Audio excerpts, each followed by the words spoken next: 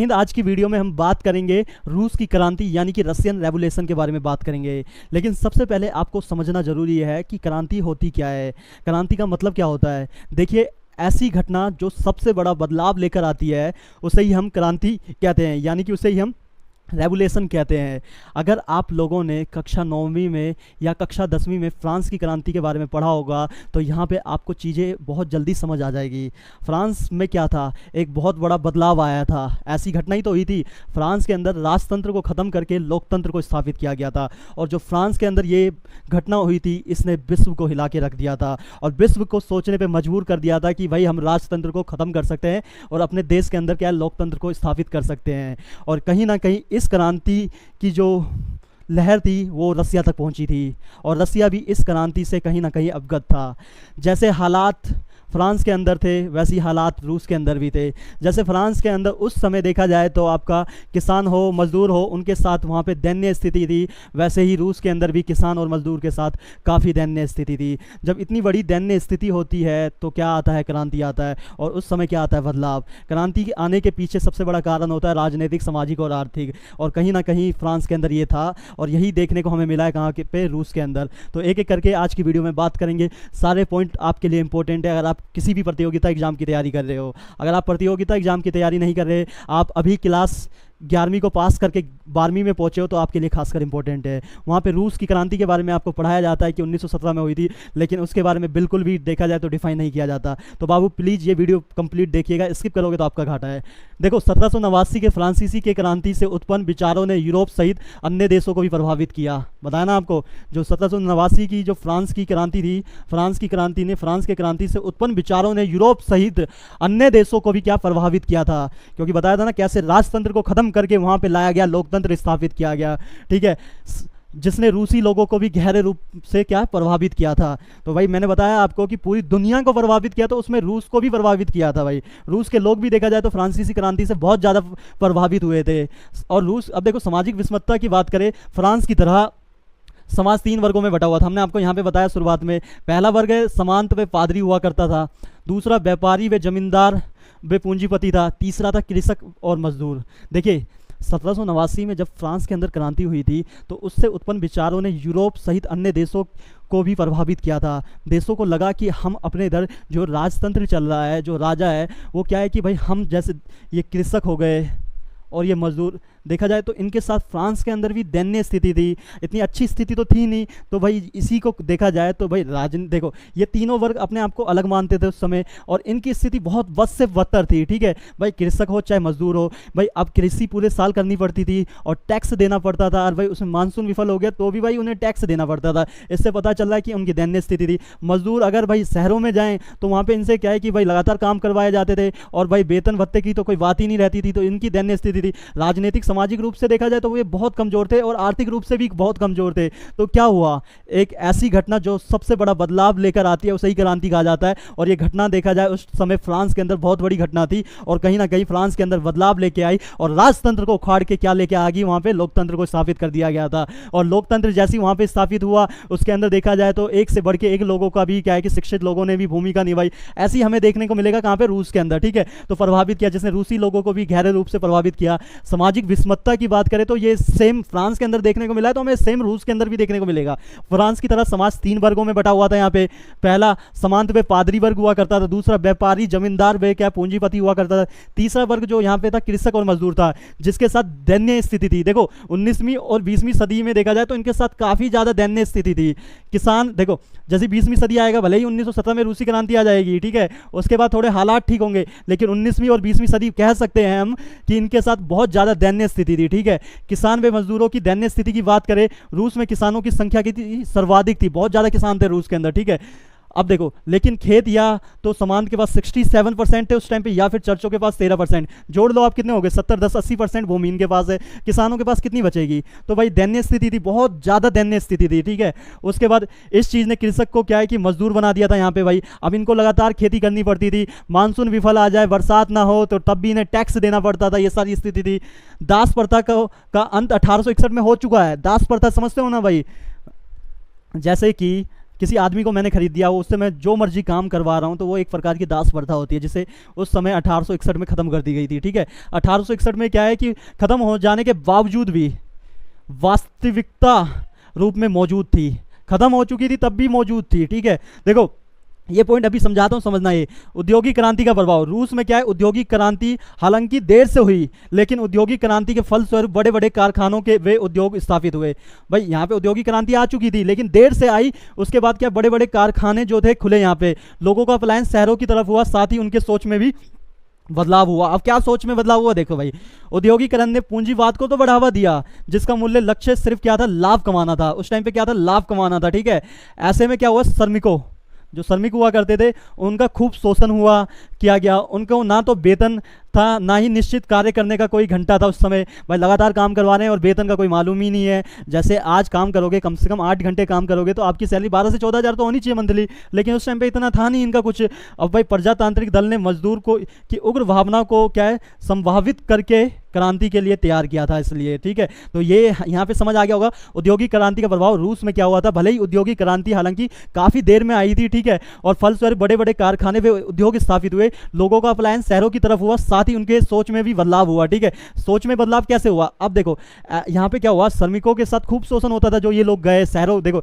इनको लगा कि भाई एक, अब देखो औद्योगिक क्रांति आ गई है, चलो शहर की तरफ चलते हैं, भाई रोजगार की तलाश में जाएंगे, क्या पता हमारा जीवन और भी बेहतर होगा। लेकिन इनको लगा कि बेहतर होगा, इसके कारण ये शहरों में गए। ठीक है, शहरों में गए, उस टाइम पे पिट्सबर्ग हो गया, ठीक है, मॉस्को गए। लेकिन क्या हुआ कि भाई शहरों में जाने के बाद तो इन्हें के साथ और ज़्यादा शोषण होता था। मजदूरों के लिए अलग से रोड बनाई गई थी और एक कमरे में 20-20, 22-22 मजदूर लोग सो रहे होते थे, और काम का कोई वही पता नहीं था कि भाई कितना काम करवाया जाएगा, कितना घंटा, और उस हिसाब से सैलरी दी नहीं जाती थी। अब सैलरी नहीं दी जाएगी तो भाई क्या होगा, मजदूर गुस्सा ही तो होगा। भाई क्यों होगा, भाई आर्थिक रूप से भाई देखा जाए तो भाई पैसा नहीं मिल रहा, आर्थिक मतलब पैसा नहीं मिलेगा तो भाई वो अपना घर बार कैसे चलाएगा। और भाई समाज के अंदर उसकी क्या है, स्थिति और बदतर कर दी तुमने, उनके लिए अलग से रास्ते, एक रूम के अंदर 20 लोगों को सुला रहे हो, तो भाई बंदा स्वतंत्र रूप से कैसे काम कर पाएगा, कैसे अपने फैसले ले पाएगा, परिवार को कैसे ले के आ पाएगा, तो ये बड़ी समस्या होगी भाई। ठीक है, फिर इसके बाद क्या हुआ, तो भाई अब प्रजातांत्रिक दल ने मजदूरों को भाई उग्र भावना को संभावित करके, जो भाई गुस्सा था मजदूरों के अंदर,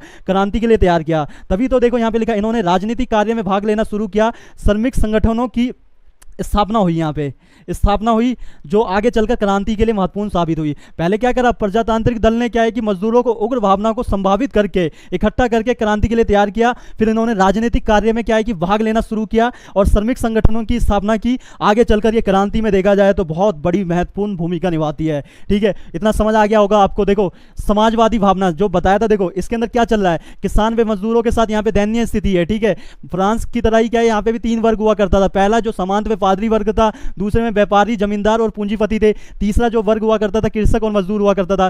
किसानों के साथ यहाँ पे क्या सामाजिक तौर पे दयनीय स्थिति थी, किसान और किसके साथ, मजदूरों के साथ। ये सारी चीजें बता दी भाई कि रूस में किसानों की संख्या सर्वाधिक हुआ करती थी, लेकिन खेत देखा जाए तो सामंतों के पास 67%, चर्च के पास 13% थे। इससे कृषक मजदूर बन गए थे भाई, इनको भाई लगातार मेहनत कर रहे थे, इन्हें लगातार टैक्स देना पड़ रहा था। उसके बाद दास प्रथा का अंत 1861 में हो गया, लेकिन इसके बावजूद वास्तविकता में क्या है, रूप में मौजूद रही थी। ठीक है, उसके बाद औद्योगिकरण ने पूंजीवाद को बढ़ावा दिया, लेकिन सिर्फ एक ही चीज के लिए, ज्यादा से ज्यादा लाभ हासिल करने के लिए। ठीक है, उसके बाद यहाँ पे भाई क्या हुआ, जैसे औद्योगिकरण रूस के अंदर आया, भले ही देर से आया, लेकिन क्या हुआ, कारखाने, बड़े बड़े कारखाने, उद्योग स्थापित हुए। लेकिन यहाँ पे जो श्रमिक मजदूर होंगे उनके साथ खूब शोषण किया गया, उनका ना तो भाई वेतन और ना ही निश्चित कोई कार्य करने का समय दिया गया। ठीक है, प्रजातांत्रिक दल ने मजदूरों की जो उग्र गुस्सा था उसको संभावित कर क्या करा, क्रांति के लिए तैयार किया, संभावित करके क्रांति के लिए तैयार किया गया। फिर इन लोगों को राजनीतिक कार्य में भाग लेना शुरू किया इन लोगों ने। फिर श्रमिक संगठन बनाना स्टार्ट किया, जो कि आगे चलकर क्या है, क्रांति में बहुत बड़ी भूमिका निभाएगी। ठीक है, उसके बाद समाजवादी भावना का कैसे प्रसार हुआ वहां पे।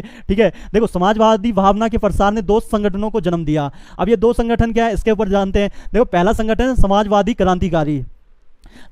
क्रांतिकारी दल, जिसने किसानों को एकजुट किया। भाई इन्होंने किसानों को एकजुट किया। ठीक है, किसानों को एकजुट किया। और समाजवादी प्रजातांत्रिक, जिसने भाई यहाँ पे अभी हमने पढ़ा ना, समाजवादी प्रजातांत्रिक दल ने किसको, मजदूरों को इकट्ठा किया, संगठित किया कि भाई देखो जो यहाँ पे जार है, जार यानी कि देखो यहाँ पे जार हुआ करता था, जार जिसे हम राजा भी कहते हैं, राजा। ठीक है, और यहाँ पे एक वंश है रोमनोव वंश, जिसका देखा जाए तो रसिया के ऊपर 300 सालों तक इन रोमनोव वंश ने शासन किया था।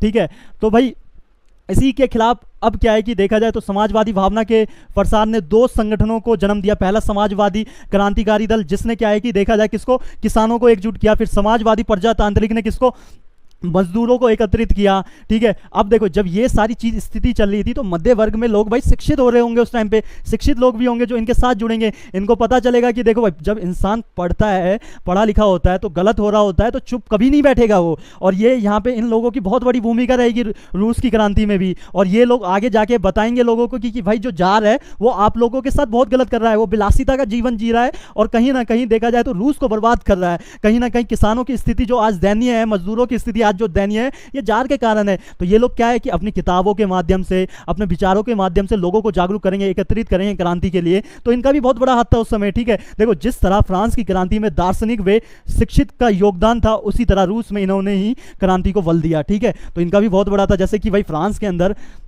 दार्शनिक लोगों का और शिक्षित लोगों का योगदान था, उसी तरह रूस में भी इन लोगों ने बल दिया, इनका भी बहुत बड़ा योगदान था। शिक्षित वर्गों द्वारा विभिन्न दार्शनिक के विचारों का अध्ययन कर आम जनों को प्रसारित किया गया। अब भाई विभिन्न दार्शनिक विचारों को पढ़ा गया, लोगों तक फैलाया गया। ठीक है, लोगों तक अखबारों के माध्यम से लोगों के बीच में जा जाके बताया गया, जार के बारे में बताया गया। ठीक है, आपकी दयनीय स्थिति है, इससे हमें बाहर निकलना है, राजतंत्र को उखाड़ फेंकना है, लोकतंत्र को स्थापित करना है, इसकी बात की गई। फिर शिक्षा ने इन्हें यहाँ जानने का मौका दिया। जार निकोलस, ठीक है, जार निकोलस द्वितीय जो 1894 में यहाँ पे क्या राजा बनता है। ठीक है, जार निकोलस, ठीक है, शिक्षा ने इन्हें यहाँ जानने का मौका दिया कि जार निकोलस की शासन प्रणाली कितनी अव्यवस्थित है। जो जार निकोलस की शासन प्रणाली है वो बहुत अव्यवस्थित है, क्योंकि भाई वो विलासिता का जीवन जीता था बंदा। तो भाई देश में क्या चल रहा है, क्या स्थिति है, इन तीनों वर्ग अपने आप को अलग अलग मान रहे हैं, लेकिन ये दोनों वर्ग अपने फायदे में रह रहे हैं, और लेकिन इन दोनों के साथ दयनीय स्थिति हो रही है जो तीसरे वर्ग में किसान और मजदूर आ रहे हैं। ठीक है, तो शिक्षा ने इन्हें यहाँ जानने को,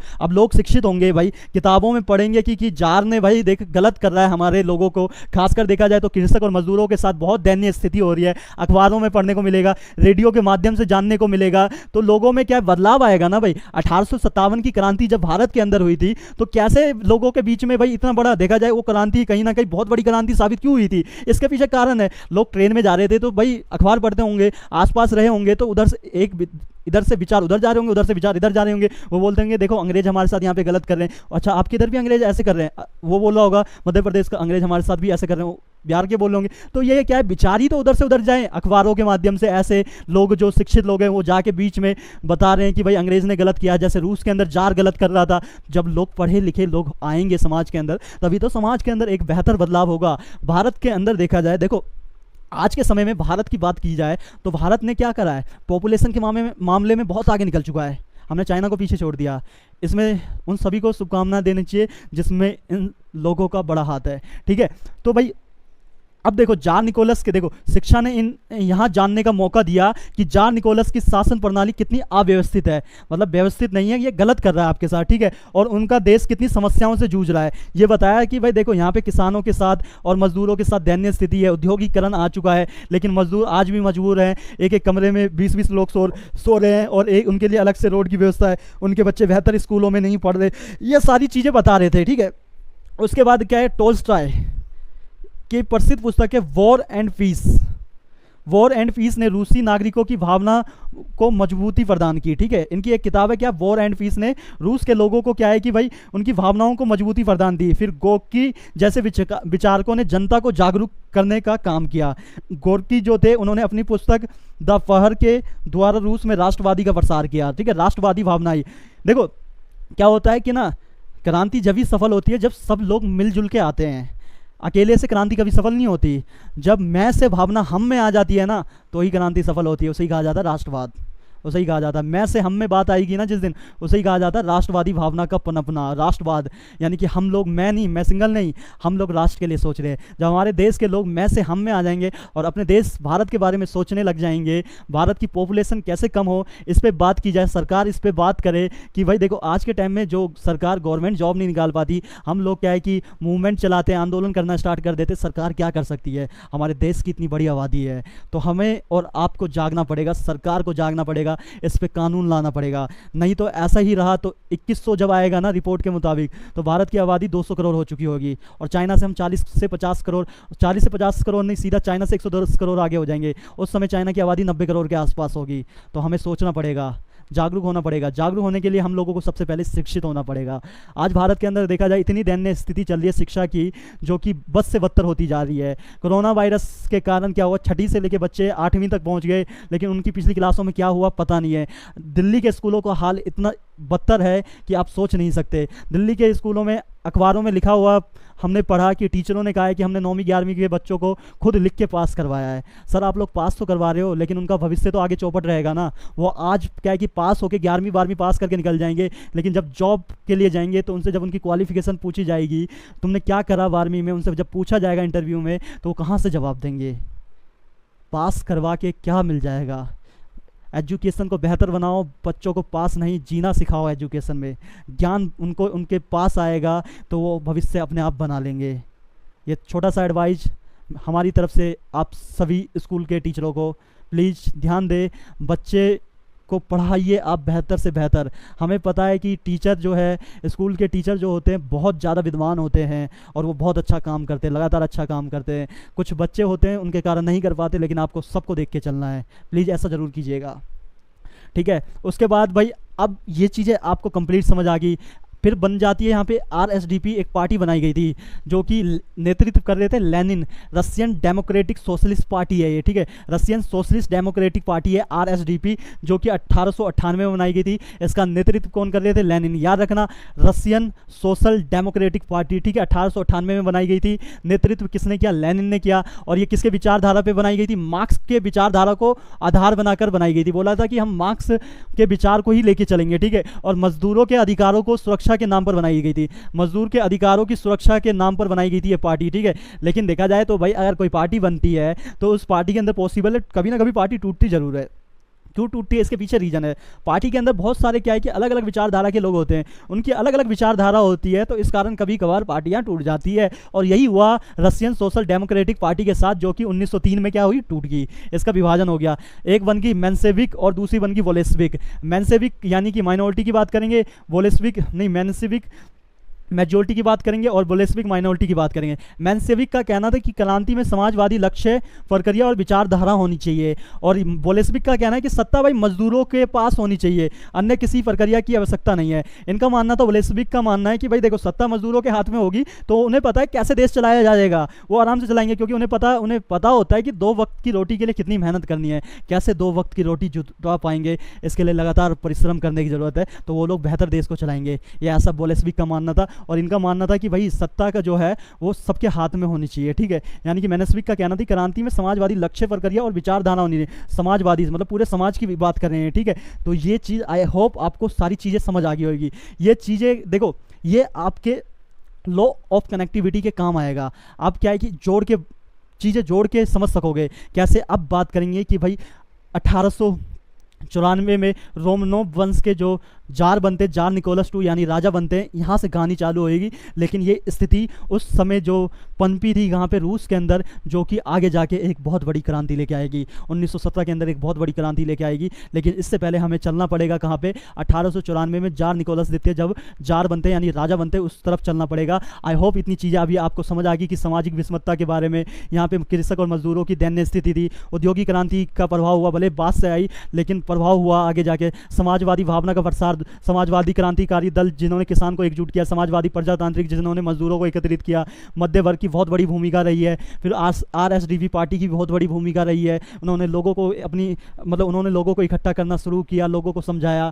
अब बात करेंगे कि भाई रोमनोव वंश जिन्होंने 300 सालों तक रूस के अंदर राज किया, इस वंश ने कहीं ना कहीं रूस के अंदर देखा जाए किसान और मजदूरों के साथ भी गलत व्यवहार किया, और उनकी दैन्य स्थिति का कहीं ना कहीं जिम्मेदार रोमनोव वंश भी रहा है। तो ये चीज़ आपको समझ आ गई होगी। अब आप आगे जो पढ़ेंगे अभी उसके अंदर आप लॉ ऑफ कनेक्टिविटी बैठा के चल पाओगे, ठीक है। आपको अगर लिखना है लिख लीजिए, स्क्रीनशॉट लेना है ले सकते हैं। देखिए आपने स्क्रीनशॉट ले लिया होगा। अब हम बात करेंगे रोमनोव वंश की। रोमनोव वंश ने 300 वर्षों तक रूस के अंदर राज किया था, और वहाँ पे देखा जाए किसान और मजदूर की जो दैन्य स्थिति थी, इसके पीछे सबसे बड़ा जिम्मेदार कौन था, रोमनोव वंश था, ठीक है। देखो रूस के अंदर देखा जाए तो जो राजा होता है उसे जार कहा जाता है, और 1894 में निकोलस द्वितीय यहाँ पे क्या बनते हैं, जार बनते हैं यानी राजा बनते हैं, ठीक है। और ये इंसान उस समय देखा जाए तो विलासिता का जीवन जी रहा होता है। आप पूछोगे विलासिता क्या होता है, देखो विलासिता में ये होता है है कि भाई राज्य के अंदर, देश के अंदर क्या चल रहा है कोई मतलब नहीं है। भाई अपना जीवन जी रहा है, खाना पीना खा रहा है, चारों तरफ फुलझरिया है, वो देख रहा है, अपना मस्त जीवन जी रहा है, ठीक है। तो विलासिता का जीवन जीने में भाई ये एकदम व्यस्त है। और इसका साथ कौन दे रहा था? पत्नी और इसका ये एक होता है रास्पुतीन, ये लोग इनका साथ दे रहे थे। रास्पुतीन को सब कुछ मानता है। निकोलस द्वितीय को लगता है कि रास्पुतीन मेरे लिए 360 डिग्री पे काम कर रहा है, ठीक है। और ये बंदा देखा जाए देश में अगर कोई भी रेवोल्यूशन हो जाएगी ना, क्रांति, ये उसे रोक लेगा। लेकिन आप भी समझदार हो, कोई इंसान अकेले किसी भी क्रांति को रोक नहीं सकता, ठीक है। 1904 और 5 में क्या हुआ? देखो, ये विलासिता का जीवन जीने में एकदम व्यस्त है, लेकिन 1904 और 5 में क्या होगा? कोरियाई प्रायद्वीप और मंचूरिया पर क्या है? मंचूरिया प्रायद्वीप आएगा यहाँ पे। मंचूरिया प्रायद्वीप पर नियंत्रण को लेकर तनाव बढ़ गया था। किसके बीच में बढ़ेगा? रूस और जापान के बीच में तनाव बढ़ जाएगा, ठीक है। रूस और जापान के बीच में क्या होगा? तनाव बढ़ जाएगा यहाँ पे। अब ये देखो, ये ससुरा जो है एक नंबर का अपना विलासिता के जीवन में व्यस्त है। इसको कोई मतलब ही नहीं है कि भाई कोरिया प्रायद्वीप और मंचूरिया प्रायद्वीप पर नियंत्रण को लेकर क्या है कि तनाव हो रहा है। किसके बीच में? रूस और जापान के बीच में तनाव हो रहा है। इसको कोई मतलब नहीं है कि भाई इसका क्या होगा। इसे लग रहा है ना कि ये रास्पुतीन ये सब हैंडल कर लेगा, ये 360 पे काम करेगा। ये भाई देखा जाए तो मल्टी टैलेंटेड मानता है इसको, लेकिन कहाँ तक अकेला बंदा क्या कर लेगा, ठीक है। अब देखो, जापान यहाँ पे क्या है, बहुत छोटा सा देश होता है और रसिया को हरा देता है। रसिया के साथ साथ किसको हरा देता है? चीन को हरा देता है। उस समय चीन को हरा देता है। क्यों हरा देता है? इसके पीछे का जो रीजन होता है वो क्या होता है कि ये बंदा जार निकोलस द्वितीय विलासिता का जीवन जी रहा होता है। रूस की यहाँ पे बुरी तरीके से हार हो जाती है। अब भाई यहाँ पे दो पार्टियां होती है। आपको हमने बताया था ना कि 1898 में RSDP पार्टी बनी थी, रशियन सोशल डेमोक्रेटिक पार्टी बनी थी, जो 1898 के बाद 1903 में क्या है, टूट जाती है। एक तरफ हो जाता है मेंशेविक और एक तरफ हो जाता है बोल्शेविक। अब इन पार्टियों को लगता है कि भाई देखो, जो हमारा राजा है निकोलस द्वितीय, ये एकदम विलासिता का जीवन जी रहा है। रूस में सब चीज़ अव्यवस्थित है, कुछ सही से नहीं चल रही है और मजदूर और किसानों की स्थिति दयनीय है। इसके खिलाफ हमें क्या है, आंदोलन करना पड़ेगा। जब छोटे से देश ने इसको हरा दिया तो हम लोग भी क्रांति करेंगे, तो हम इसको क्या है, गद्दी से उखाड़ फेंकेंगे। तब क्या होता है कि 1905 में क्या है कि एक क्रांति होती है, छोटी सी क्रांति होती है, जो मजदूरों के द्वारा की जाती है। अपनी क्या है, स्थिति में सुधार के लिए ये लोग क्या करते हैं, आंदोलन करते हैं। उस टाइम पे इन्होंने आंदोलन किया होता है, ठीक है। जार क्या करता है भाई, जार को डर लग जाता है। जार को लगता है कि अब तो हो गया भाई, क्या पता अब मेरा टाइम आ गया है और मुझे क्या है कि गद्दी वद्दी छोड़ना पड़ सकता है, मेरी सत्ता ना चली जाए। तो जार क्या करता है, इस आंदोलन को कुचलने के लिए क्या गोलियां चलवा देता है। और क्या होता है कि उस दिन होता है रविवार का दिन होता है, तो इसीलिए से हम क्या कहते हैं, खूनी रविवार कहते हैं। अगर आपने 9वीं 10वीं की एनसीईआरटी पढ़ी होगी तो वहां पे आपने ये जरूर पढ़ा होगा खूनी रविवार के बारे में। खूनी रविवार कहा जाता था, ठीक है, इतना आपको समझ आ गया होगा। इसके बाद पूरे देश में विद्रोह की लहर फैल जाती है। भाई साहब, इतने लोगों को मार दिया जाता है, तो भाई जाहिर सी बात है, ऊपर से मजदूर लोगों को मार दिया गया, किसान लोग होते हैं इसके अंदर, आंदोलन चल रहा होता है, शांतिपूर्वक कर रहे होते हैं भाई। लेकिन क्या करता है, जार को डर लगता है कि भाई मेरी सत्ता ना चली जाए, तो ये क्या कुचलने के लिए गोलियां चलवा देता है। फिर क्या होता है, विद्रोह फैल जाता है पूरे देश के अंदर। जार को कुछ समझ नहीं आता, तो क्या करता है, जार को अपनी सत्ता छीन लिए जाने का डर था, इसीलिए जार अब क्या करता है, अक्टूबर में एक घोषणा पत्र जारी करेगा। दिमाग लगाता है जार, जो राजा होता है बहुत दिमाग लगाता है। घोषणा पत्र जारी करता है और ड्यूमा यानी कि संसद की स्थापना कर देता है, ठीक है। देखो, इतना समझ आ गया होगा कि भाई जार निकोलस द्वितीय 1894 में राजा बनता है, विलासिता का जीवन जी रहा होता है। और विलासिता के जीवन जीने में इसकी मदद कौन करता है, इसकी पत्नी और रास्पुतीन करता है। 1904 और 5 में कोरिया प्रायद्वीप और मंचूरिया प्रायद्वीप पर नियंत्रण को लेकर तनाव होता है। किसके बीच में, रूस और देखा जाए तो किसके बीच में, जापान के बीच में होता है। जापान छोटा सा देश रूस और चाइना को हरा देता है। इसके पीछे मेन रीजन होता है कि जार उस टाइम पे विलासिता का जीवन जी रहा होता है, ठीक है। और भाई ये जैसी देश के अंदर पता चलता है कि छोटे से देश से हार गए हम, अब हमें भी आंदोलन करना चाहिए, क्योंकि भाई जार ने क्या पूरे देश के अंदर जो स्थिति है वो व्यवस्थित है, कोई बढ़िया नहीं चल रहा, हालात एक बस से बदतर है। तो ये 1905 की क्रांति एक छोटी सी क्रांति होती है। मजदूर अपनी स्थिति में सुधार लाने के लिए एक छोटा सा आंदोलन करते हैं। जार को लगता है कि मेरी सत्ता ना चला जाए, तो इसके ऊपर क्या करता है, कुचलने के लिए गोलियां चलवा देता है, जिसमें बहुत लोग मारे जाते हैं। और उस दिन क्या होता है, रविवार का दिन होता है, इसीलिए इसे क्या खूनी रविवार भी कहा जाता है। इसके बाद पूरे देश में विद्रोह की लहर फैल जाती है, हालात बिगड़ जाते हैं। फिर जार दिमाग लगाता है और कहता है कि भाई जार को दिमाग लगाता है और उसे डर भी चल रहा होता है ब्रेन के अंदर कि सत्ता ना चली जाए, तो वो 1 अक्टूबर घोषणा पत्र जारी करता है और उसमें ड्यूमा यानी संसद की स्थापना कर देता है। और ऊपर से देखो कितना दिमाग लगाता है इसमें सदस्य किसको बनाता है, उच्च वर्ग के लोगों को। पहले से 3 वर्ग बटा हुआ है, ऊपर से उसमें उच्च वर्ग को ही डाल देता है। तो मजदूर और किसान की स्थिति तब भी दयनीय थी, ठीक है, चाहे इधर पार्लियामेंट क्यों ना बना दिया हो जार ने। इस समय कैबिनेट पीएम ये लोग बनते हैं, कौन, उच्च वर्ग के लोग होते हैं, कैबिनेट मंत्री भी है और पीएम भी। ड्यूमा पर देखा जाए तो नियंत्रण पूरी तरीके से किसका होता है, जार का ही होता है। और वो इसे कभी भी भंग कर सकता था। भंग करने का मतलब कभी भी क्या है कि भाई पार्लियामेंट को यानी ड्यूमा को खत्म भी कर सकता था, ठीक है, जिससे जिससे देखा जाए उस समय यहाँ पे क्या है, वास्तविक लोकतंत्र स्थापित नहीं हुआ। वास्तविक लोकतंत्र का मतलब होता है कि भाई जनता ने क्या करा कि भाई वास्तविक लोकतंत्र क्यों नहीं स्थापित हुआ। अब भाई हम लोग क्या करते हैं, अपने प्रतिनिधि को चुनते हैं और ये हमारे जो प्रतिनिधि होते हैं वो पार्लियामेंट में जाके हमारे लिए कानून बनाते हैं, और यहाँ पे क्या संसदीय डायरेक्ट भंग कर रहा है, ठीक है, जिससे वास्तविक लोकतंत्र स्थापित नहीं हो पाया। और 1906 और 11 के बीच में जो यहाँ पे पीएम होता है, पीएम यानी पीटर स्टोलिपिन, बहुत अच्छा काम कर रहा होता है ये बंदा होता है कि ना भाई किसानों के लिए, मजदूरों के लिए बहुत अच्छा काम कर रहा होता है। अब जार को लगता है कि फिर से कि मेरी सत्ता ना चली जाए, इसीलिए 1911 में पीटर को ये मरवा देता है भाई साहब, पीटर की हत्या करवा देता है 1911 में, ठीक है, पीटर की हत्या करवा देता है। और फिर जैसे ये चीज़ चल रही होती है, इसी दौरान आपने पढ़ा होगा कि प्रथम विश्व युद्ध 1914 से लेकर 18 तक चला था।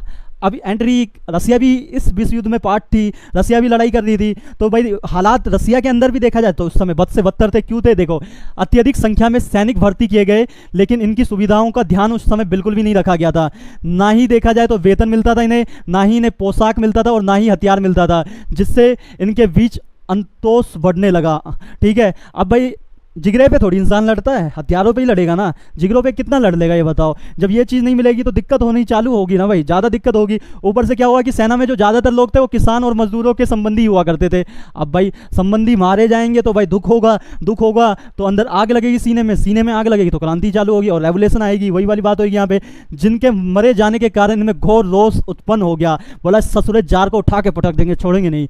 युद्ध सामग्री का निर्माण व आपूर्ति अनिश्चित करने के लिए अन्य उद्योगों को बंद करवा दिया गया। ले भाई यहाँ पे और बवाल हो गया। अब यहाँ पे क्या हुआ कि भाई एक तो इनको लड़ाई में डाल दिया गया सबों को, ना इनको भाई देखा जाए वेतन मिल रही थी, ना पोशाक मिल रही थी, ना हथियार, जिगरे पे कब तक लड़ेगा बंदा। ऊपर से किसान मजदूरों के संबंधी थे, और भाई जैसे ये लोग मारे जाते थे सैनिक तो इनमें भाई गुस्सा आ जाता था। ऊपर से क्या कर रहा है कि भाई अब युद्ध की सामग्री को पूरा करने के लिए इन्होंने क्या करा कि भाई उद्योगों को बंद कर दिया। ले अब तो देश के अंदर देखा जाए तो और ज़्यादा बवाल हो गया।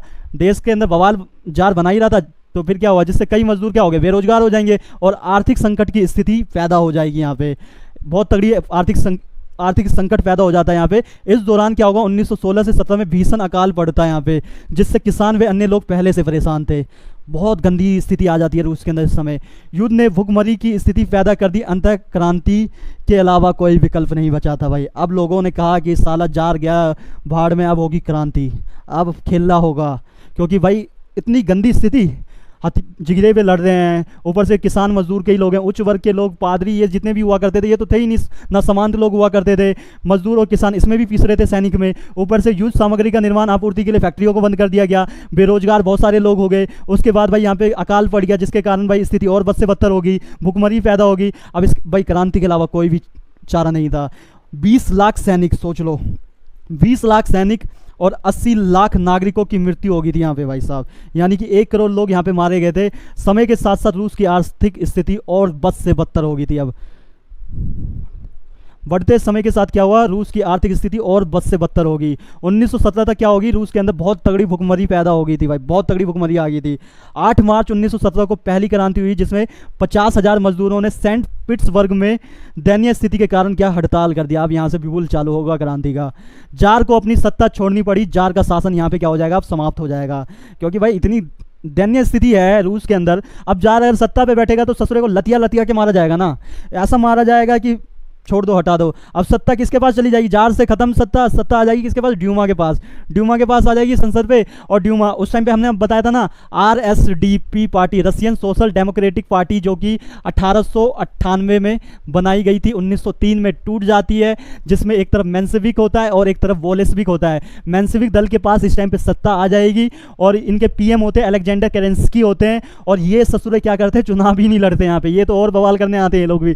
चुनाव नहीं करवाया, कोई चुनाव नहीं होता, और ना ही ये विश्व युद्ध से बाहर होते हैं। लो भाई, ये पहली बेचारे भाई, इनको पोशाक कुछ नहीं मिल रहा था, ना हथियार मिल रहे थे। और इनके आने के बाद इन लोगों ने सोचा कि भाई जार हटेगा तो स्थिति और अच्छी होगी, जो बद से बदतर हो रही है। लेकिन इसके आने के बाद स्थिति और बद से बदतर हो जाएगी, ठीक है। ये चुनाव नहीं करवा पाएंगे, ना ही विश्व युद्ध से बाहर आएंगे। वोलेस्विक दल के नेता जो लेनिन होते हैं, ट्रोस्की से डिमांड करते हैं कि भाई तुरंत सुधार की मांग करो, विश्व युद्ध से बाहर आने की बात करते हैं। लेकिन क्या होता है कि वोलेस्विक दल के नेताओं को क्या होता है, गिरफ्तार कर लिया जाता है। कहते हैं कि ससुरे तू बोलेगा, तेरी इतनी हिम्मत, तू बोलेगा अब हमें राजा मेनेस्विक दल बोलते हैं अब हमें राजा, तुम कैसे बोल रहे हो, जार नहीं है हम जो डरेंगे, विलासिता का जीवन जिएंगे। अब बोलेस्विक दल के नेताओं को क्या गिरफ्तार कर लिया जाता है भाई साहब। अब आर्मी को भी नहीं समझ आ रहा होता है कि भाई ये मेनेस्विक सरकार चाहती क्या है, क्या चाहती है। खुश नहीं होते, इनसे संतुष्ट नहीं होते। कौन? आर्मी के लोग। आर्मी के लोग बिल्कुल भी संतुष्ट नहीं होते। फिर अगस्त का महीना आता है 1917 में, रूसी आर्मी ने क्या करती है कि रूस की इस अस्थायी सरकार का तख्ता पलट करने का प्रयास करती है। कहती है सरकार को अब घेरेंगे, मारेंगे इनको। मेनेस्विक दल के पीएम क्या करते हैं कि भाई जो बोलेस्विक दल के नेताओं को गिरफ्तार किया होता है उनको छोड़ देते हैं और उनसे मदद मांगते हैं। कहते हैं सरकार गलती हो गई, छोड़ दीजिए, आपको हम छोड़ रहे हैं। आप एक काम करो, जो रेड गार्ड है आपका संगठन जिसके अंदर हजारों लोग आते हैं, कृपया हमारी मदद करें, सेना हमारा तख्ता पलट करना चाहती है।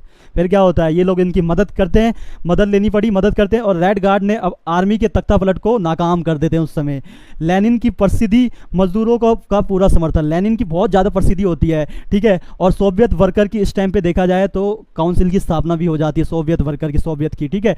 वर्कर काउंसिल बना दिया जाता है, मजदूरों के हितों की काम करते हैं। बोलेस्विक समूह ने सरकार को बदल दिया, बोलेस्विक समूह दल ने क्या करा, सरकार को ही बदल दिया। चलो बेटा खत्म होगी तुम्हारी कहानी। 24 अक्टूबर को 1917 को लेनिन ने सेंट पीटर्सबर्ग की सरकारी ऑफिस पर रेड गार्ड द्वारा कब्जा कर लिया गया। अगले कुछ दिनों में ही रेड गार्ड द्वारा अन्य शहरों में भी कब्जा कर लिया गया। अब भाई इसने बोला कि भाई बोलेस्विक अपनी सरकार चाहते थे, तो 24 अक्टूबर इसे ही बोला जाता है, यहीं से चालू हो जाता है आपका बोलेस्विक क्रांति, जिसे 1917 की रूसी क्रांति भी कहा जाता है, यहीं से चालू हो जाएगा। 24 अक्टूबर को क्या होगा, सेंट पीटर्सबर्ग की सरकारी ऑफिस पर कब्जा कर लिया जाएगा। रेड गार्ड जो बाद में रेड आर्मी बन जाएगी, उनके द्वारा कब्जा कर लिया जाएगा। अगले कुछ दिनों में रेड गार्ड द्वारा अन्य शहरों पर भी कब्जा कर लिया जाएगा। इसके बाद क्या होगा, रूस में गृह युद्ध के हालात चालू हो जाएंगे, प्रारंभ हो चुके होंगे। यहाँ पे रेड गार्ड वर्सेज क्या होगा, वाइट गार्ड होगा। ये वाइट गार्ड कौन होगा, ये मेनेस्विक लोग होते हैं और रेड गार्ड आपके बोलेस्विक लोग होते हैं। इस गृह युद्ध में 20 से 30 लाख लोग मारे जाते हैं, उनकी मृत्यु हो जाती है। वाइट जो होते हैं मेनेस्विक, इनमें कौन होते हैं, उच्च वर्ग के लोग होते हैं, कुलीन वर्ग के होते हैं, समांत होते हैं और जार होते हैं। अब ये सोचो वाइट यानी मेनेस्विक में होते हैं तो कहाँ से भाई मजदूर और किसानों की स्थिति बेहतर होगी, और ज़्यादा दयनीय कर दी थी इन लोगों ने। फिर उसके बाद इनको समर्थक किसका मिलता है, यूएसए यूके का मिलता है। क्यों मिलता है, क्योंकि बोलेस्विक आगे जाके क्या करेंगे, मार्क्स के विचारधारा पे देखा जाए तो भाई किसको, रूस को आगे लेके चलेंगे, ठीक है। तो ये यूएसए बिल्कुल भी नहीं चाहता था, ठीक है। अब बोलेस्विक दल से संबंधित रेड गार्ड अब क्या होंगे, रेड आर्मी, रेड गार्ड को रेड आर्मी कहा जाएगा यहाँ पे, ठीक है, रेड आर्मी कहा जाएगा आपसे। और जार और परिवार को यहाँ पे कहा जाएगा क्या, अब क्या होगा, यहाँ जार और परिवार को सुला दिया जाएगा। चलो बेटा हो गया कहानी खत्म तुम्हारी, इनकी हत्या कर दी जाएगी। और बोलेस्विक क्या होंगे, अब क्या करेंगे, कम्युनिस्ट विचारधारा यानी मार्क्स की विचारधारा को लेके देश में आगे चलेंगे, देश को बढ़ाएंगे। और लेनिन स्वयं को मजदूरों के हितों के लिए लड़ने वाला तानाशाह कहते थे। वो कहते थे मैं हूँ मजदूरों के लिए तानाशाह, और मजदूरों के हित की बात आएगी, किसानों के हित की बात आएगी तो मैं उनके लिए तानाशाह हूँ, मैं हमेशा लड़ता रहूँगा, उनके हित की बात करूँगा। और 1922 में देखा जाए तो फाइनली किसकी स्थापना हो जाती है, यूएसएसआर की। आप यूएसएसआर के बारे में जरूर पढ़ोगे क्या है यूएसएसआर आगे, ठीक है। तो लेनिन याद रखना, भले देश के बाहर रहते हैं लेकिन अपने कार्ल मार्क्स से बहुत प्रेरित होते हैं और ये विचारों को क्या है कि लोगों तक पहुंचा रहे होते हैं, ठीक है। और आगे जाके देखा जाए तो यूएसएसआर जो सोवियत संघ बनता है वो क्या है कि मार्क्सवादी विचारधारा पे चलता है और वो समाजवाद को अपनाता है, ठीक है। एक तरफ आगे हम पढ़ेंगे जैसे रसिया ने क्या समाजवाद को अपना रखा था और आपका अमेरिका ने पूंजीवाद को अपना रखा था। तो ये सारी चीजें आई होप आपको समझ आ गई होगी,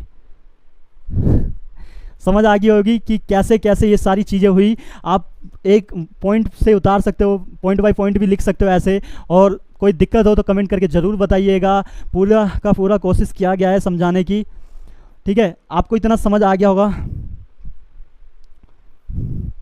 ठीक है। अगली वीडियो में हम जानेंगे किसके बारे में, व्लादिमीर लेनिन के बारे में। कौन थे ये लेनिन, जो कि इनके विचारधारा से कहीं ना कहीं देखा जाए तो लाखों लोग जुड़े थे। जब ये देश से बाहर होते थे और देश के अंदर आते थे तब देखा जाए तो अपने बातों से कई लाखों लोगों को प्रेरित कर देते थे। और इन्हीं के क्या है कि बलबूते पे जार यानी कि रोमनोव वंश को उखाड़ फेंका। इन्हीं के विचारधाराओं से क्या है कि आगे जाके क्या हुआ था, यूएसएसआर की स्थापना हुई जैसे 1922 में हुई। और कम्युनिस्ट पार्टी यहाँ पे देश में रहती है और समाजवादी देखा जाए तो मॉडल के तहत देश को आगे बढ़ाती है। अगली वीडियो में हम बात करेंगे व्लादिमीर लेनिन की। अभी के लिए बस इतना ही, नेक्स्ट वीडियो में मिलते हैं। वीडियो पसंद आई हो लाइक करना और चैनल को सब्सक्राइब करना मत भूलिएगा। जय हिंद।